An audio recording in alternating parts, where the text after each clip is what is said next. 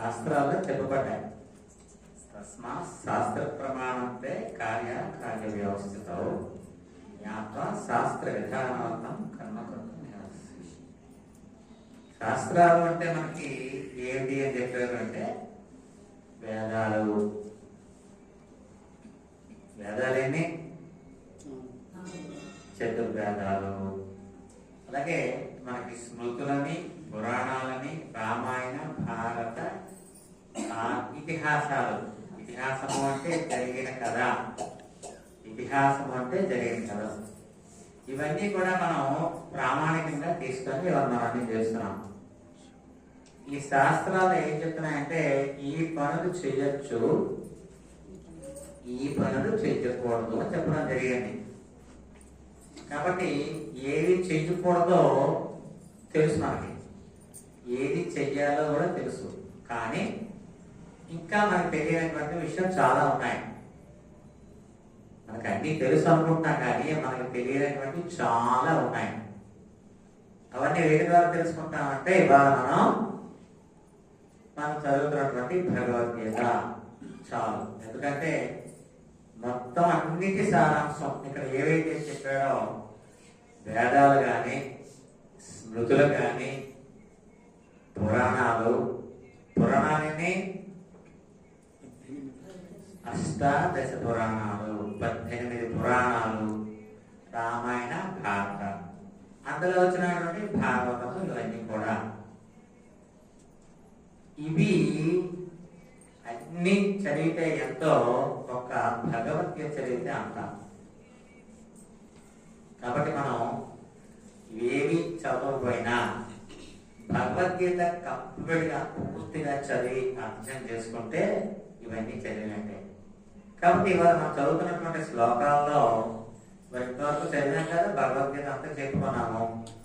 Important శ్లోకాలు చెప్పుకున్నాం. ఇంట్లో మనం చెప్పారా లేదా, ఇవి చెయ్యండి, ఇవి చేయకండి చెప్పారా లేదా, చెప్పారు కదా. మరి చెప్పినప్పుడు ఏం చెయ్యాలి, అసలు ఏమి చెయ్యమన్నారో అవి చేస్తే చాలు. అవి చేస్తున్నామంటే చెయ్యకూడదు, మరి చెయ్యమని అంటాం. చెయ్యకూడదు మరి ఏదైతే చేస్తున్నాం అనుకోండి, రెండో చెప్పక్కర్లేదు. వెలుగు ఉంది అంటే అర్థం ఏంటి, చీకటి లేదు అని అంతే. మరి వేరేమో చెప్పక్కర్లేదు. మంచి పని చేస్తున్నామంటే అనుకోకుండా చెడు పనులకి మనం దూరంగా ఉన్నాం. వేరేగా మనం చెడు చేయటం లేదు, వద్దు అనడం లేదు. నువ్వు ఏదైతే మంచి పనులు చేస్తున్నావో ఆటోమేటిక్గా చెడు చేయటం లేదు అని అర్థం. ఇవాళ మనం భగవద్గీతలో ఎన్నో విషయాలు తెలుసుకున్నాం. అయితే చాలా విషయాలు మర్చిపోతుంటాం, తక్కువ కాదు కదా, చాలా. కానీ అతి ముఖ్యమైనటువంటి విషయాలైనా మనం గుర్తుంచుకోవాలి, అన్నీ మర్చిపోకూడదు. వీటిని మనం ఏంటంటే కర్మలు. కర్మ అంటే పని. ఏ పనులు చెయ్యొచ్చు, ఏ పనులు చెయ్యకూడదని మనకి చెప్పడం జరిగింది.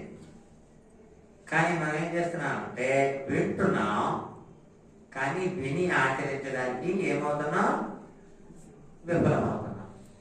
వింటున్నాం కానీ ఆచరణ దగ్గరికి వచ్చేసరికి పాటించలేకపోతున్నాం. కారణం ఏంటి చెప్పండి. మనకు అన్నీ తెలుసు కానీ పాటించలేకపోతున్నాం. కారణం ఏంటి చెప్పండి. ఒకటి చిత్తశుద్ధి లేకపోవడం, రెండు మాయలో ఉండడం, ఇంకా ఏకాగ్రత లేకపోవడం, ఆత్మశుద్ధి లేకపోవడం, ఇవన్నీ లేకపోవట్లే. ఇంకా అన్నిటికన్నా మనం ఈ జనారణ్యంలో ఉండడం. ఈ జనారణ్యం అంతే కదా. వీటి వల్ల మనం ఏం చేస్తున్నాం అంటే చెయ్యాలి అనుకుంటాం కానీ ఆచరించలేకపోతున్నాం. కనీసం కొన్ని ఆచరించగలం, అన్ని ఆచరించలేకపోయినా కొన్ని ఆచరించడం చాలు. ఇందాక ఎవరు చెప్పారు, నిన్న మనటువంటి ఎవరిది కోర్మ, మరి వాళ్ళంతా ఆచరిస్తున్నారు. మన వాళ్ళు ఏదో స్వయంగా చూశారు కదా, వాళ్ళు ఎట్లా ఆలోచిస్తున్నారు, మనం ఎందుకు ఆచరించలేమో. ఉదాహరణకి ఇక్కడ సెల్లు లేవు, చల్లలు లేవు. వెళ్ళిన వాళ్ళ దగ్గర కాదు, అక్కడ ఉన్నవాళ్ళ దగ్గర. చల్ల వాళ్ళ దగ్గర ఉండదు. మరి అది బతకడం లేదా? కరెంట్ లేదు, బ్రతకడం లేదా? బ్రతుకుతున్నారు. అంటే ఇవన్నీ కూడా ఇనుము సిమెంట్ లేకపోతే బతకలేమా? వాళ్ళకి సిమెంట్ అక్కర్లేదు. దాన్ని ఏమంటారు, ఈ రకమైన కన్స్ట్రక్షన్స్ ఏమంటారు, బతుకుతున్నారు. మరి చదువు లేవు వాళ్ళకి మీరు అనుకుంటారా? చదువు లేదనుకుంటారా? బ్రహ్మాండమైన చదువులు ఉన్నాయి. ఇంగ్లీష్ ఉంది, హిందీ ఉంటుంది, తెలుగు ఉంటుంది. ఈ మూడింటిలో ఏ ఉండాలి అవి ఉంటాయి. వాళ్ళలో కూడా పెద్ద పెద్ద చదువు చదివేటువంటి స్థాయి ఉంది. మనిషికి కావాల్సిన ఏంటి? తిండి. తిండే దగ్గర చక్కన మలాంటి వాళ్ళు వెళ్ళినా ఎంతమంది కాటం పెట్టే తిండే దగ్గర ఎక్కడి నుంచి వస్తున్నది? అక్కడ పండించుకోండి. వాళ్ళు తింటారు, ఎంతమందికి పెడుతున్నారు. ఎంతమంది వచ్చినా పెట్టగలరు వాళ్ళు. తింటుంది. అన్నిటికన్నా మంచి వాతావరణము. మనమంతా నేల నుంచి సాగు చేస్తున్నాం, వాళ్ళు నేల విడవడం లేదు. మీరు ఎక్కడికి వెళ్ళండి, కింద అంతా ఫ్లోరింగ్ ఏంటంటే మట్టే, అంతా మట్టే. మీరు ఎటువంటి చూడండి అంతా మట్టే. మట్టికి ఇవాళ మనం ఇవాళ దూరం అయిపోయామండి. దానివల్ల పెద్ద నష్టం అయితే మేము చెప్తాను. మట్టి అంటే కింద భూమి కదా. ఈ భూమిలో గొప్పదైనటువంటి అయస్కాంత తత్వం ఉంటుంది.